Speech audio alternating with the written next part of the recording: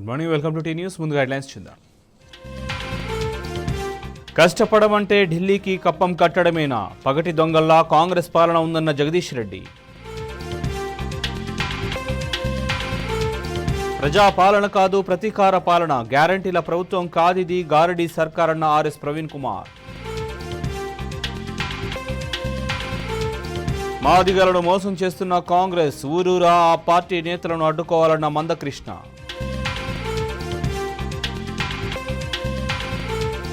దిగుబడి రాక అప్పు తీర్చలేక మరో 2 రైతుల బలవన్మరణం, రైతు కుటుంబాలను కాటేసిన కరువు.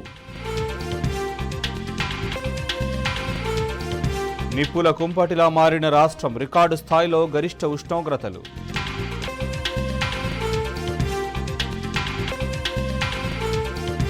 లక్నో సూపర్ జైంట్స్ వరుస విజయాల జోరు, గుజరాత్ టైటాన్స్ పై 33 పరుగుల తేడాతో ఘన విజయం.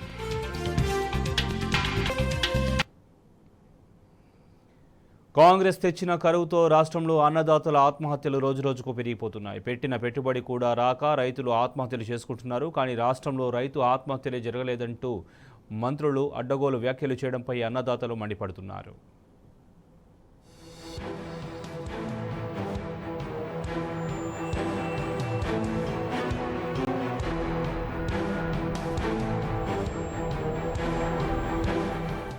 రాష్ట్రంలో కరువు వచ్చింది. మళ్లీ రైతుల ఆత్మహత్యలు మొదలయ్యాయి. అన్నదాతలకు ప్రభుత్వం అండగా ఉండాలని బీఆర్ఎస్ అధినేత కేసీఆర్ కోరితే ఆత్మహత్య చేసుకున్న రైతుల వివరాలు ఇవ్వాలని సీఎం రేవంత్ సూచించారు.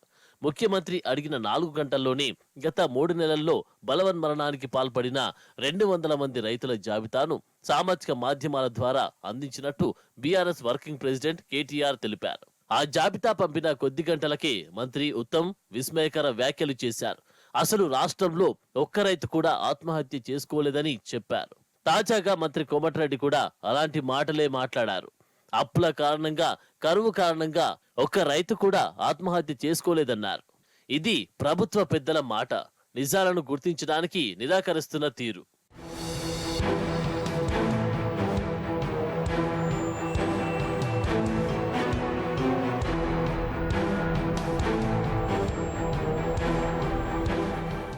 దారగా కారుతున్న కన్నీళ్లతో కొడుకు ఫోటో దగ్గర దిగాలుగా కూర్చున్న ఈ అవ్వ పేరు అగ్గు అనసూయ.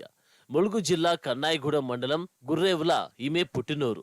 ఈమెకు 35 ఏళ్ల క్రితం భూపాలపల్లి జిల్లా పలిమేల మండలం లెంకలగడ్డ గ్రామానికి చెందిన మల్లయ్యతో లగ్గం చేసిండ్రు. లెంకలగడ్డలో 3 ఎకరాలతో భూమిని నమ్ముకొని వ్యవసాయం మొదలుపెట్టిన ఈ దంపతులకు 2 పిల్లలు. కొడుకుకు 10 ఏళ్ల వయసున్నప్పుడు అప్పులు పెరిగి తండ్రి మల్లయ్య ఆత్మహత్య చేసుకున్నాడని అగ్గు అనసూయ బోరున విలపిస్తూ చెప్పింది. 4 ఏళ్ల నుంచి కాలం కలిసి రావడంతో కొడుకు మధు లెంకలగడ్డలో ఉన్న భూమిని కౌలుకిచ్చి గుర్రేవులలో భూమిని కౌలుకు తీసుకొని వ్యవసాయం మొదలు పెట్టాడని చెప్పారు. నిరుడు గుర్రేవులకు చెందిన తడుకల మల్లయ్యకు చెందిన 1.5 ఎకరం పొలాన్ని కౌలు తీసుకొని మిర్చి పంట సాగు చేస్తే 2 లక్షల అప్పయిందని తెలిపారు. మిర్చి దిగుబడి రాలేదని, అప్పు ఎట్లా కట్టాలని బంధువులు, స్నేహితులతో తన బాధ చెప్పుకుంటూ మధుకర్ మదన పడ్డాడని అనసూయ వివరించారు. ఫిబ్రవరి 9వ తేదీన పురుగుల మందు తాకి కొడుకు మధుకర్ ఆత్మహత్య చేసుకున్నాడు అని రోదిస్తూ వివరించింది. కట్టుకున్న మొగుడు ఆగం చేస్తే కంటికి రెప్పలా కాపాడుతున్న కొడుకు సాకుతాడని కలలు కన్నానని, కానీ అప్పుల బాధకు కళ్ళ ముందే దూరమయ్యాడని కన్నీటి పర్యంతమైంది.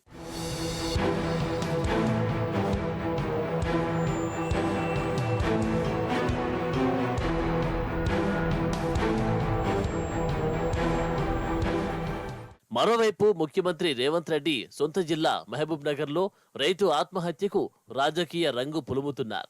సీఎం జిల్లాలో రైతు బలవన్మరణాన్ని పక్కదారి పట్టించేందుకు కాంగ్రెస్ నాయకులు విఫలయత్నం చేశారు. మృతుడి భార్య ఆత్మహత్య చేసుకున్నాడని చెప్తుంటే విచారణకు వచ్చిన అధికారుల బృందం మాత్రం కడుపు నొప్పి తాళలేక ఆత్మహత్య చేసుకున్నాడని చెప్పడం గమనార్హం. మహబూబ్ నగర్ జిల్లా భూత్పూర్ మండలం మద్దిగట్లకు చెందిన రైతు శ్రీశైలం అప్పుల బాధతో ఆత్మహత్య చేసుకున్నాడు.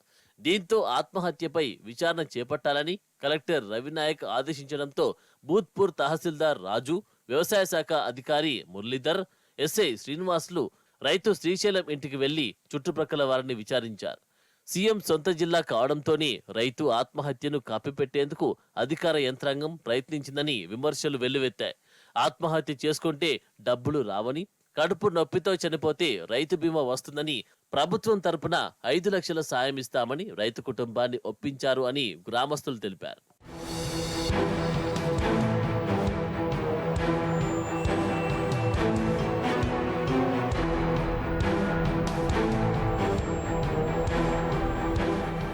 మరోవైపు శ్రీశైలం పొలం ఎండిపోయినట్టు స్పష్టంగా కనిపిస్తున్నది. కొత్తగా బోరు వేసిన ఆనవాళ్లు కూడా ఉన్నాయి. మరో బోర్లో ఫ్లషింగ్ చేసినా అందులో నీళ్లు రాలేదు. మరో చోట డ్రిల్లింగ్ చేయించినా అదే పరిస్థితి. కానీ అధికారులు మృతుడి పొలం బాగానే ఉందని, కోత దశకు రావడంతో వరి పంటను హార్వెస్టర్తో కోసారని చెప్పడం గమనార్హం. అలాంటప్పుడు రైతు పొలంలో పండిన ధాన్యం ఎక్కడున్నది? ఆ పంటను ఎవరికి అమ్మారు? రసీదులు ఉన్నాయా అంటే ఈ ప్రశ్నలకు అధికారుల వద్ద జవాబే లేదు.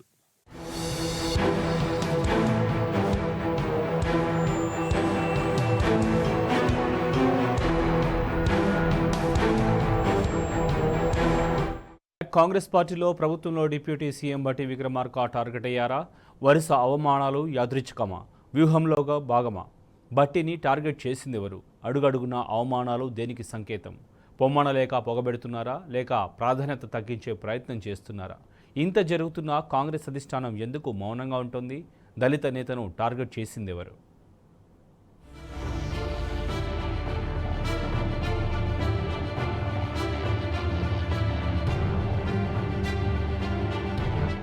రాష్ట్ర కాంగ్రెస్ లో ఏం జరుగుతుంది? పదే పదే డిప్యూటీ సీఎం మల్లు బట్టి విక్రమార్కకు మాత్రమే ఎందుకు అవమానాలు ఎదురవుతున్నాయి? 1-2 అవమానాలైతే పర్వాలేదు, కానీ ఒకదాని తర్వాత ఒకటి, ఒకదాన్ని మించి మరొకటి బట్టికే ఎందుకు జరుగుతున్నాయి? కేబినెట్ లో ఇంతమంది మంత్రులు ఉండగా ఎవరికి జరగని అవమానాలు ఒక బట్టికే ఎందుకు? ఎవరైనా కావాలని బట్టిని టార్గెట్ చేశారా? కష్టకాలంలో కాంగ్రెస్ కు దిక్కై నిలిచిన మల్లు బట్టి విక్రమార్క ఇప్పుడు ఆ పార్టీ పెద్దలకు, తెలంగాణలో ప్రభుత్వం నడుపుతున్న నాయకులకు బరువయ్యాడా? ఇప్పుడు ఇదే రాష్ట్ర వ్యాప్తంగా జరుగుతున్న హాట్ చర్చ. అసలింతకు బట్టి చుట్టూ ఏం జరుగుతుంది?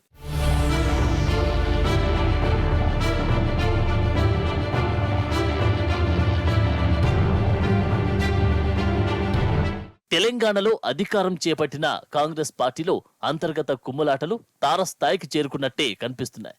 జరుగుతున్న వరుస సంఘటనలే ఇందుకు సాక్ష్యంగా నిలుస్తున్నాయి. పార్టీలో సీనియర్ నాయకుడు, దళిత నేత, ప్రస్తుతం డిప్యూటీ సీఎంగా కొనసాగుతున్న మల్లు బట్టి విక్రమార్క చుట్టూ కుట్ర జరుగుతుందన్న అనుమానాలు ఆయన అనుచరులు వ్యక్తం చేస్తున్నారు. డిప్యూటీ సీఎం హోదా దక్కించుకున్న బట్టికి మొదటి నెల రోజులు సీఎంతో సమానంగా ప్రోటోకాల్ లభించింది. పార్టీ కార్యక్రమాలు, ప్రభుత్వ సమీక్షలు, సమావేశాలు, ప్రచార పర్వంలోనూ ఆయనకు ప్రాధాన్యత కల్పించబడింది. అంత బాగానే ఉంది అనుకుంటున్న సమయంలో సడన్ గా ప్రభుత్వ ప్రకటనల్లో డిప్యూటీ బట్టి ఫోటో తొలగించారు. 1-2 కాదు, వరుస ప్రకటనల్లోనూ ఆయన ఫోటో కనిపించలేదు. దీంతో పెద్ద దుమారం చెలరేగింది. కేబినెట్ మంత్రులే గుసగుసలుగా మాట్లాడుకున్నారు. ఏఐసీసీకి తెలియకుండా ఇక్కడి సీఎం రేవంత్ రెడ్డి బట్టి ఫోటో తొలగించే ప్రయత్నం చేస్తాడా అన్న ప్రశ్నలు ఉత్పన్నమయ్యాయి. ఆ వెంటనే యాదాద్రి ఆలయంలో బట్టి విక్రమార్కను క్రింద కూర్చోబెట్టి అగ్నికి మరింత ఆజ్యం పోసినట్టయింది. మీడియా, సోషల్ మీడియా, దళిత సమాజంలో పెద్ద ఎత్తున బట్టికి మద్దతు, సీఎం రేవంత్ కు వ్యతిరేకత రావడంతో ప్రభుత్వం డైలమాలో పడింది. తనకు ఎలాంటి అవమానం జరగలేదని బట్టి విక్రమార్కతో స్వయంగా ప్రకటన చేయించింది. కానీ అప్పటికే తీవ్ర నష్టం జరిగిపోయింది. బట్టి మద్దతుదారులు సీఎం రేవంత్ రెడ్డి తీరుపై అసంతృప్తి వెళ్లగక్కారు.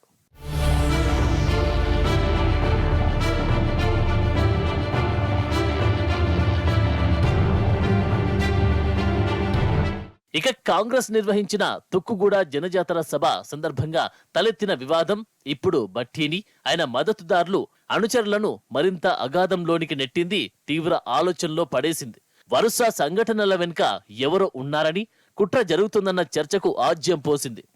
తుక్కుగూడ సభ పేరుతో కాంగ్రెస్ పార్టీ ఇచ్చిన పత్రికా ప్రకటనల్లో ఎక్కడా డిప్యూటీ సీఎం బట్టి విక్రమార్కకు ప్రాధాన్యత ఇవ్వలేదు.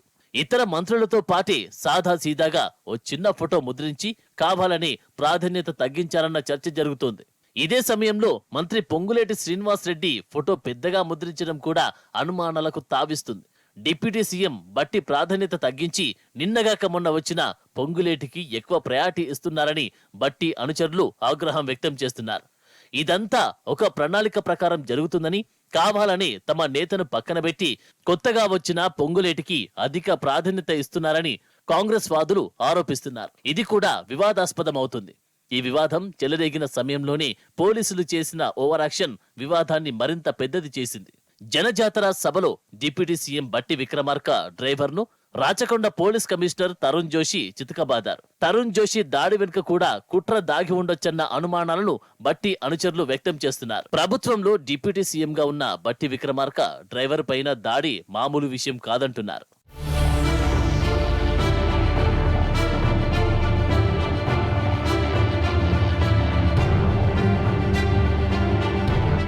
బట్టిని ఒక సామాజిక వర్గం నేతలు టార్గెట్ చేయడం వెనుక అనేక కారణాలున్నాయన్న గుసగుసలు వినిపిస్తున్నాయి.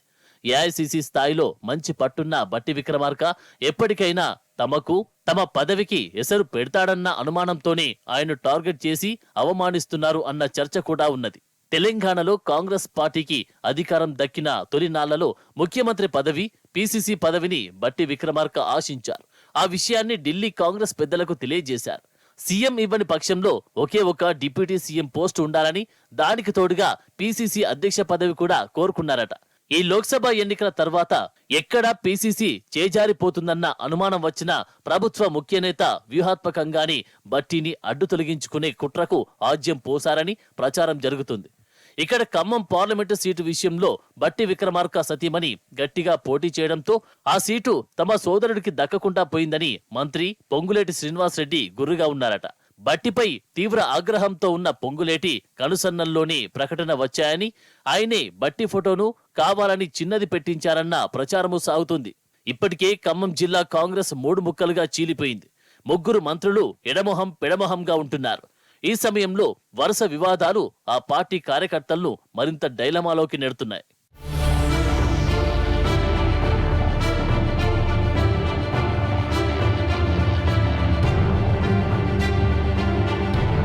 తెలంగాణ ప్రభుత్వంలో పార్టీలో జరుగుతున్న పరిణామాలను గమనిస్తున్న కాంగ్రెస్ అధిష్టానం పెద్దలు ఎలాంటి చర్యలు చేపట్టకపోవడం కూడా అతిపెద్ద అనుమానానికి కారణమైంది. కనీసం ముఖ్యమంత్రి రేవంత్ రెడ్డిని, మంత్రి పొంగులేటిని మందలించడమో లేక 3 మధ్య సయోధ్య కుదిర్చడమో చేయాల్సిన ఏఐసీసీ ఇన్ఛార్జీలు, పరిశీలకులు కూడా ఏమీ పట్టనట్టు వ్యవహరించడం చూస్తుంటే ఇదంతా అధిష్టానం కనుసన్నల్లోనే జరుగుతుందన్న అనుమానాలను బలపరుస్తోంది. రేవంత్ గేమ్ ప్లాన్ కు అధిష్టానం అండదండలు ఉండడం వల్లే ఈ కుట్ర పకడ్బందీగా అమలు జరుగుతుందన్న విమర్శలు లేకపోలేదు. 10 ఏళ్లు తెలంగాణలో కాంగ్రెస్ అధికారంలో లేకున్నా పాదయాత్రలు చేసి ఏళ్లుగా పార్టీకి నమ్మకమైన నాయకుడిగా ఉన్న బట్టి విక్రమార్కకు వరుస అవమానాలు జరగడం పార్టీలో పెద్ద దుమారం రేపుతుంది.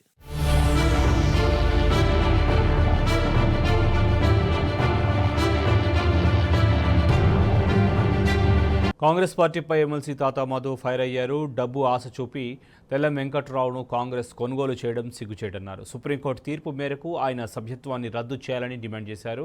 భద్రాచలం ప్రజలు పార్టీ కార్యకర్తల నమ్మకాన్ని తెల్లం వెంకట్రావు వమ్ము చేశారని, రాబోయే రోజుల్లో ప్రజలే తగిన బుద్ధి చెబుతారని చెప్పారు. ఫిరాయింపులపై చట్టం చేస్తానని ప్రకటించిన కాంగ్రెస్ పార్టీ 24 గంటలు తిరగకముందే ఫిరాయింపులను ప్రోత్సహించడం సిగ్గుచేటన్నారు. భద్రాచలంలో నిర్వహించిన మీడియా సమావేశంలో తాతా మధు పాల్గొన్నారు. మీడియా మిత్రులందరికీ నమస్కారం. కేసీఆర్ గారి, కేటీఆర్ గారి మార్గదర్శకత్వంలో భద్రాచలం నియోజకవర్గ ప్రజలందరి యొక్క ఆశీస్సులతోని భద్రాచల అసెంబ్లీ సీట్ని బీఆర్ఎస్ పార్టీ గెలుచుకోవడం జరిగింది. ఉమ్మడి జిల్లాలో ఏకైక స్థానాన్ని భద్రాచల ప్రజలు బీఆర్ఎస్ పార్టీకి, కేసీఆర్ గారి మీద నమ్మకంతో, విశ్వాసంతో కట్టబెట్టింది.